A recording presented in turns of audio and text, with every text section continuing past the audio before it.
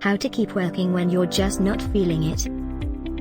In fact, I often compare it to one of the exploits of the fictional German hero Baron Munchausen. Trying to sustain your drive through a task, a project, or even a career can sometimes feel like pulling yourself out of a swamp by your own hair. But effective self-motivation is one of the main things that distinguishes high-achieving professionals from everyone else.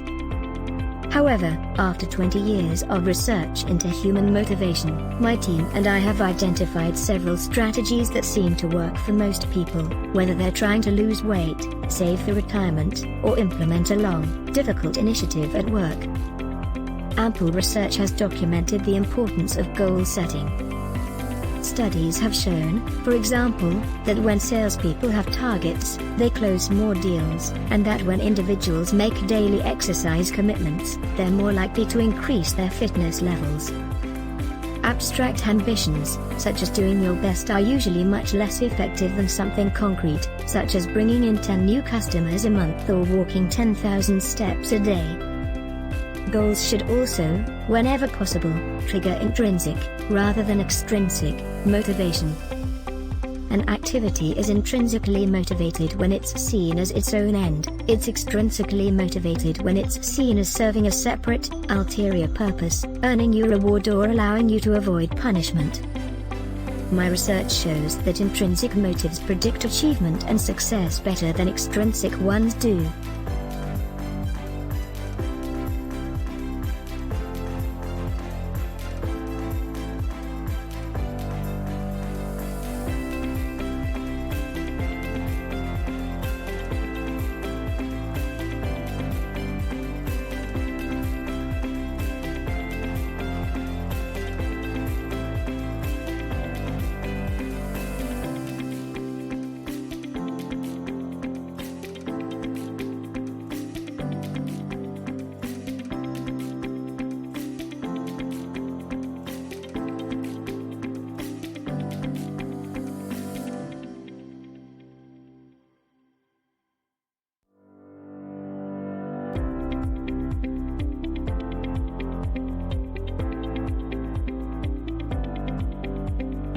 Think expansively about how accomplishing the task might be satisfying, by, for example, giving you a chance to showcase your skills in front of your company's leaders, build important internal relationships, or create value for customers. Some tasks or even stretches of a career are entirely onerous, in which case it can be helpful to create external motivators for yourself over the short to medium term, especially if they complement incentives offered by your organization. Another common trap is to choose incentives that undermine the goal you've reached. If a dieter's prize for losing weight is to eat pizza and cake, he's likely to undo some of his hard work and re-establish bad habits. If the reward for excelling at work one week is to allow yourself to slack off the next, you could diminish the positive impression you've made. Research on what psychologists call balancing shows that goal achievement sometimes licenses people to give in to temptation, which sets them back. Subscribe to our daily newsletter Management Tip of the Day, quick, practical management advice to help you do your job better. For instance, in experiments, researchers have discovered that most people work harder, investing more effort, time, and money, to qualify for an uncertain reward, such as a 50% chance of getting either $150 or $50, than they do for a certain reward, a 100% chance of getting $100, perhaps because the former is more challenging and exciting. Uncertain rewards are harder to set up at work, but not impossible.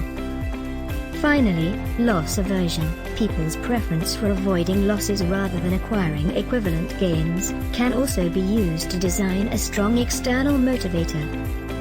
In a 2016 study, scientists from the University of Pennsylvania asked people to walk 7,000 steps a day for 6 months. When people are working toward a goal, they typically have a burst of motivation early and then slump in the middle, where they are most likely to stall out. Giving advice may be an even more effective way to overcome motivational deficits. A second strategy is to change the way you think about the progress you've achieved. When we've already made headway, the goal seems within reach, and we tend to increase our effort. My research has found that this shift in perspective can increase motivation. For example, in a frequent buyer promotion, emphasizing finished steps, you've completed 2 of 10 purchases, increased customers' purchases at the beginning, and emphasizing missing steps, you are 2 purchases away from a free reward, spurred consumption as buyers neared the goal. This tactic can work for rote tasks, such as sending out 40 thank you notes, as well as for more qualitative goals, becoming an expert pianist. When we witness a colleague speeding through a task that leaves us frustrated, we respond in one of 2 ways: either we're inspired and try to copy the behavior, or we lose motivation on the assumption that we could leave the task to our peer. Listening to what your role models say about their goals can help you find extra inspiration and raise your own sights.